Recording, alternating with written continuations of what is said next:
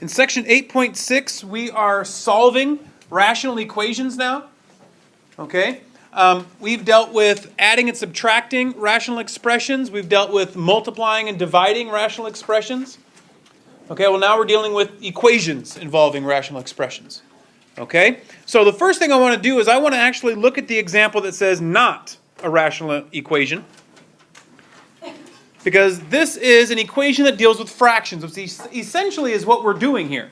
Essentially, rational equations are just equations that have big fractions in them. Okay? So what I want to do is I want to do this example, the same method we're going to be working our examples. Okay? But this is an Algebra 1 problem. Hopefully this kind of reminds you of what you did in Algebra 1 and how it's going to apply to what we're doing today. So first off, you could solve this problem by simply subtracting 1/2 from both sides. And then you would have to take 2/3 minus 1/2, which would mean you would have to find a common denominator and go from there. You could do that with what we're doing today as well. But that makes the problem so much longer. Okay? That makes the problem so much longer. So the method that we're going to learn today is we're actually going to eliminate the denominators. Okay? You did that in Algebra 1 as well. You're going to eliminate the denominators by multiplying everything in the equation by the common denominator. So, in this example, what is our common denominator? Thought I heard someone say it's 6. 6 is the common denominator. So I'm going to multiply everything by 6. So if I multiply everything on this side by 6 and that side by 6, I get 6x plus 6 times 1/2 plus 2/3 times 6. Okay, now the whole point of multiplying it by the common denominator is that all of our denominators are now going to cancel. Because there is a 2 in the 6. I'm canceling out the 2 from the 6, which leaves me with a 3. There is a 3 in the 6. Leaving me with a 2, right? And so then I end up having 6x plus 3 equals 4. Questions on that? Multiplying both sides by the common denominator.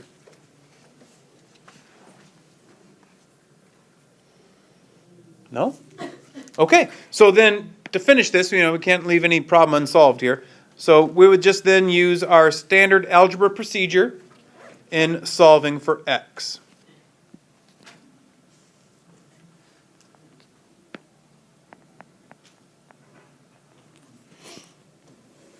Okay? So we'd solve for x. X is 1/6 in this case. That is the process we're going to be following for our rational equations. Okay? But there are obviously rational equations, or rational expressions in general, tend to be a lot of paper pencil work. So when you work this first problem, when we work it together, write kind of small, stay organized, because the space that I give you on the note-taking guide is plenty of room, but some of you like to write so large that there's no way you're going to be able to fit it all in one spot. Okay? So stay organized, write small, write neatly so that you can follow it later. Okay? All right, so let's take a look then at our first example, unless you guys have any questions here. First example.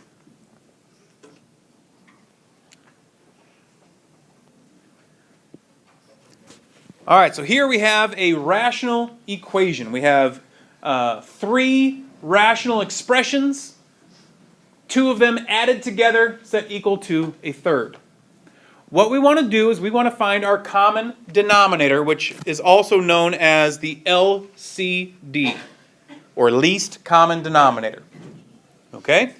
So to find our LCD, it's just like we did last week with adding and subtracting. We take the denominator from our first fraction, which, by the way, can I factor x minus 3 at all? No, it is what it is. So I'm just going to take that and write it over here, x minus 3. Okay? Now I look at the second denominator. Can I factor that at all? No. Nope. It is what it is. And is it already represented over here? No. So I've got to write x plus 3 over here as well. All right, well now we look at our third denominator. It's a difference of perfect squares. It's a difference of perfect squares, so we can factor it. How does it factor? X plus 3 and minus 3.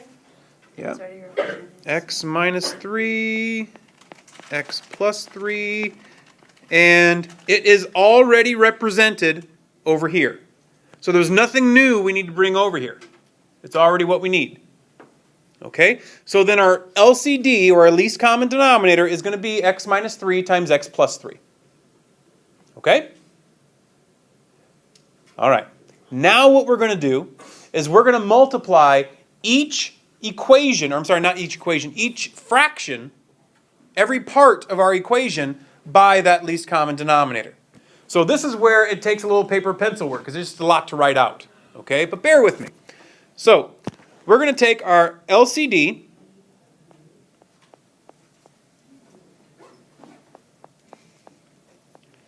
and I'm going to multiply it by that fraction, that first fraction.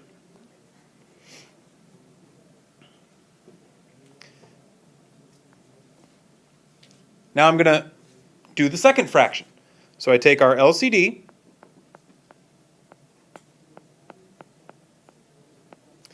and I'm going to multiply it by that second fraction. Well, we have a third fraction. We have our equal sign here. We have, again, our LCD. And we're going to multiply that by that last fraction.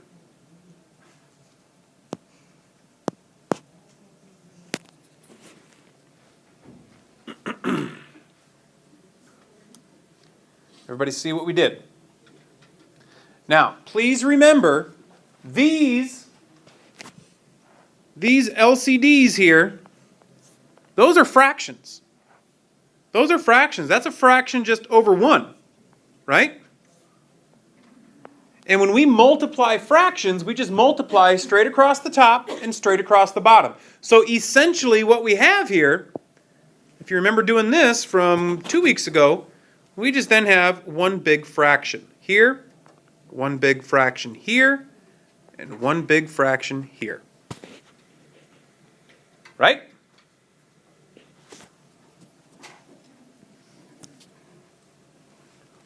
Okay, well now what we want to do is start reducing. So looking at the first fraction, what reduces? What cancels? X minus 3. An x minus 3 from the top and bottom. Yes, ma'am. Okay, look at the second fraction. What cancels? X plus 3 from the top and bottom. And looking at the last fraction, what cancels? X plus 3 and x minus 3. X plus 3, x minus 3 from top and bottom. Okay, so now we can go through and multiply. We can distribute. I'm going to take x times x plus 3. I'm going to take x times x minus 3. And so I have x squared plus 3x plus x squared minus 3x equals 2.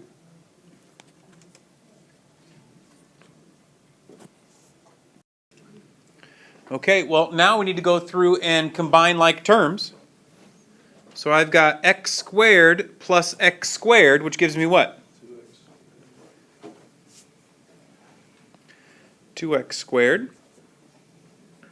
I have positive 3x minus 3x. They cancel each other out. They go away.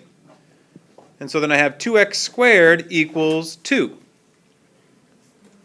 Well, I can solve this by taking the square root of both sides, right? Because all I have is an x squared. But before I do that, I have to divide by 2. So I have x squared equals 1. I can now solve by taking my square root of both sides. And so therefore, what are my answers for x? Positive and negative 1. You can write that as the plus and minus symbol, then 1, or you can write it out as a positive 1 and a negative 1 for your answers. Okay, we are almost done here. Almost done, because there is one more thing that we need to watch out for. They're called extraneous solutions. Okay? Extraneous solutions or restrictions on our x variable. What we're looking for are, do either of these solutions give us something that we can't use? For example, when we're dealing with fractions are the same thing as division, right? A fraction 1/2 is the same thing as saying 1 divided by 2. Okay? So then what can't we have in fractions? We can have negative fractions. Zeros. Where? At the top. By 0. In the denominator. You can never divide by 0. So you can never have 0 in the denominator. So what we need to do is we need to look at the denominators of the original, not anything else in the problem. We don't want to look back at this guy. We want to go to the original problem and say, are there any denominators that would become 0 if we plugged in our solutions? So let's take a look at just positive 1.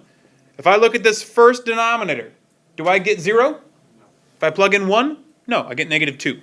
If I plug in 1 here, I get 4, not 0. If I plug in 1 here, or if I look at my original here, I have x squared minus 9. So 1 squared minus 9 is negative 8.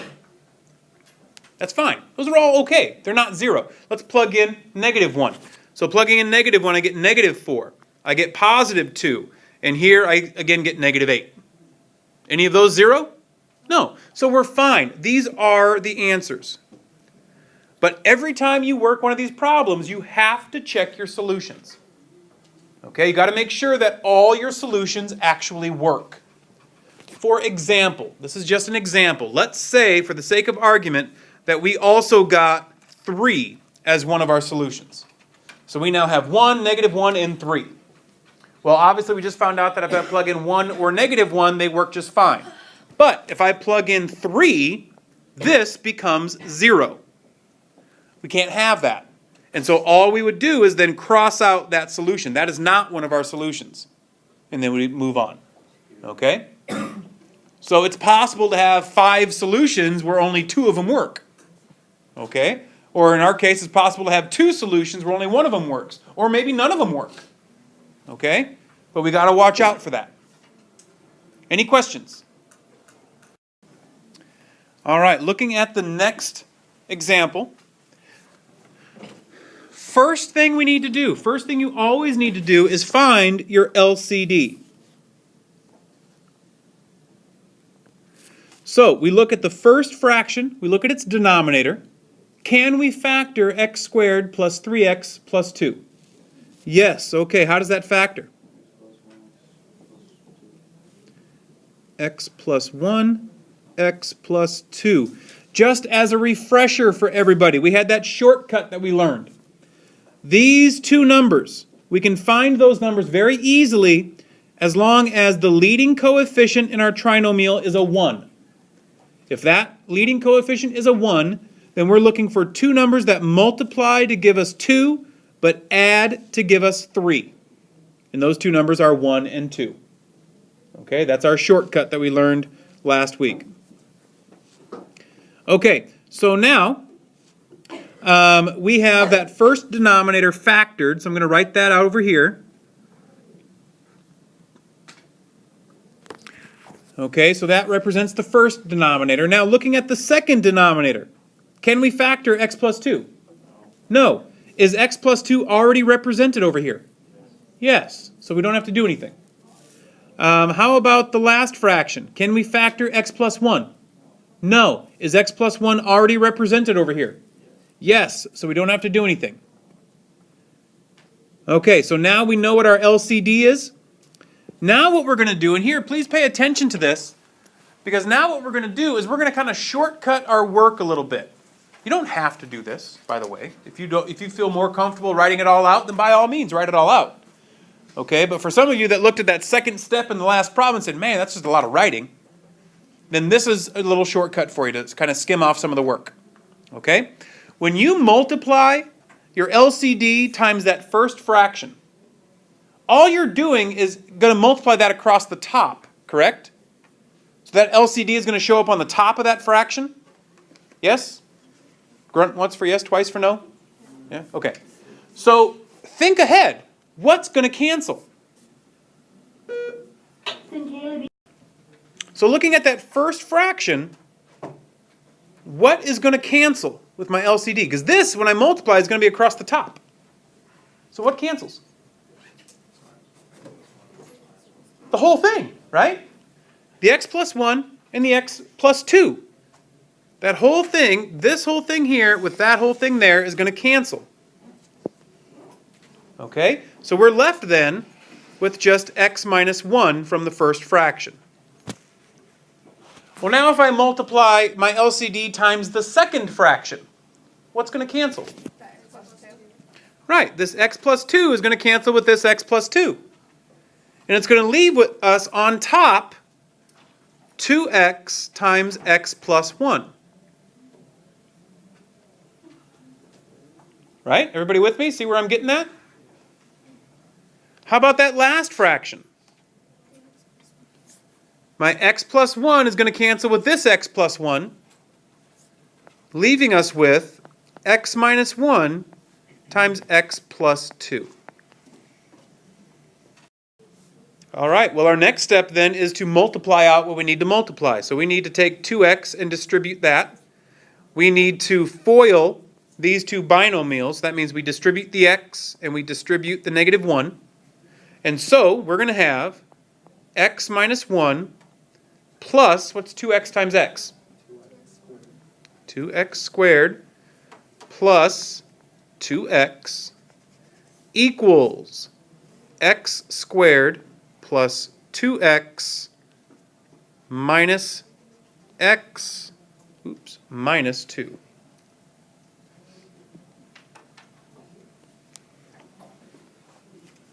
All right, well, the next thing I'm going to do is simplify each side. So I want to write my 2x squared first. And then I've got x plus 2x is 3x. And I have minus 1. On the right side, I have x squared, 2x minus x is a positive 1x, minus 2. Okay, now this is a callback to Unit 1. In Unit 1, we learned how to solve quadratic equations. We learned we could either solve it by factoring, we could solve it by completing the square, we could solve it by the quadratic formula. Kind of ringing a bell? Okay? But in all those methods, we had to have it set equal to 0 first. So that's exactly what I need to do now, is I need to have this set equal to 0 so that I can solve it. So I'm going to subtract x squared from both sides. I'm going to subtract x from both sides. And I'm going to add 2 to both sides. So I now have x squared plus 2x plus 1 equals 0.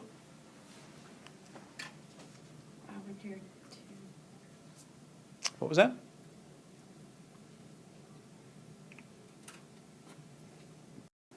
So now that we have it set equal to 0, we can either factor it, use completing the square, or solve by the quadratic formula. Always remember the quadratic formula always works. Okay? It always works. It's a good fallback, but it's not always the shortest way. Okay? Especially now that we've learned the shortcut for solving or for factoring trinomials. Now that we know that shortcut, factoring is the way I would go on this one. Because how does this guy factor? What was it? X plus 1, x plus 1. X plus 1 times x plus 1 equals 0. So we have it factored. Now the way we solved this by factoring, please remember, is that we broke this apart. And we put the first one down here and said, all right, so x plus 1 equals 0. And then we took the second one and wrote it down over here, x plus 1 equals 0. And then we solved each equation individually. Well, in this case, they end up being the same answer. Because if you subtract 1 from both sides, we get x equals negative 1. Okay? Questions on that?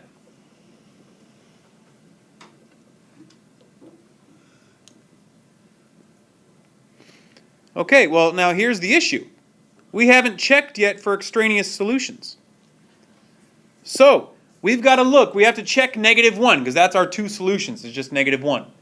So, checking our solutions, if we look at the first equation, or the first fraction, excuse me, if I plug in negative 1, what do I get for my denominator? 0. Uh-oh. Right? The second fraction's fine, because negative 1 plus 2 is 1. That's fine, nothing wrong with that. The third fraction also gives us an issue, because negative 1 plus 1 is 0 again. So we have two fractions that give us 0 if we plug in negative 1, and that can't happen. So therefore, there is no solution.